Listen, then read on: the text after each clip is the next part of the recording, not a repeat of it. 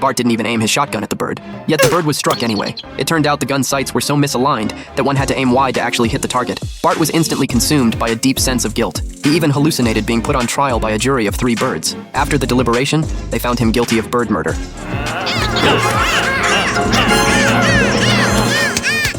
Bart jolted awake in a state of terror. Just then, Marge pulled up in her car. Driven by remorse, he tried to cover up his crime. However, the cat ended up snitching on him. Marge spotted the bird's lifeless body. She believed that Bart had to face the consequences of his actions. As a result, Bart took it upon himself to raise the bird's 2 orphaned eggs. Since the eggs needed warmth to hatch, Bart rigged up a makeshift incubator using the basement light fixture. This left the stairwell in pitch darkness, causing Homer to tumble down the stairs. Bart proved to be a remarkably devoted mother. He treated those eggs as if they were his own flesh and blood. He even gave them names. Whenever it rained, Bart was right there holding an umbrella over them. Furthermore, his constant use of high-wattage heat lamps kept the basement power out. Naturally, Homer took another header down the stairs.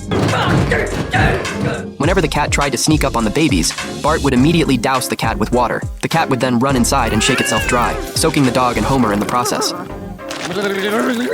But Homer didn't mind the mess. He was more concerned that Bart was spending all his time in the treehouse. Marge also found it strange and decided to go check on him. Seeing a tangled mess of power strips at the door, she immediately unplugged them for safety. This loss of heat threatened the eggs' survival. In desperation, Bart used his own body heat to keep them warm. Marge happened to walk in and witness this touching scene. Once she understood her son's noble intentions, Oh, honey. Oh, come here. Oh, my goodness.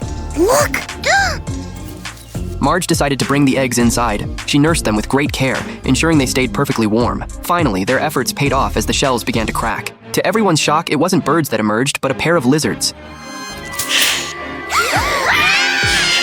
Ever the curious one, Homer poked at one of the lizards. The lizard promptly bit him in response. Nursing his hurt feelings, Homer retreated to the basement to eat some pie.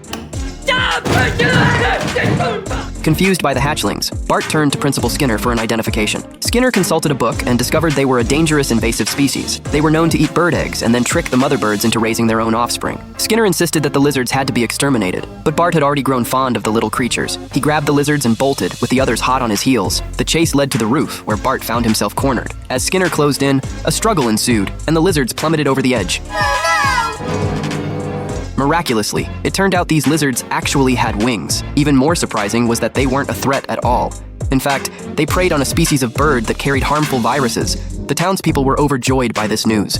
Bart was hailed as a hero for saving the lizards. Even Skinner apologized for his rash behavior. Lisa, however, stood to the side, wondering what would happen once the town was overrun with lizards. No problem. We simply unleash wave after wave of Chinese needle snakes. They'll wipe out the lizards. But aren't the snakes even worse? Yes, but we're prepared for that. We've lined up a fabulous type of gorilla that thrives on snake meat. But then we're stuck with gorillas. No, that's the beautiful part. When wintertime rolls around, the gorillas simply freeze to death.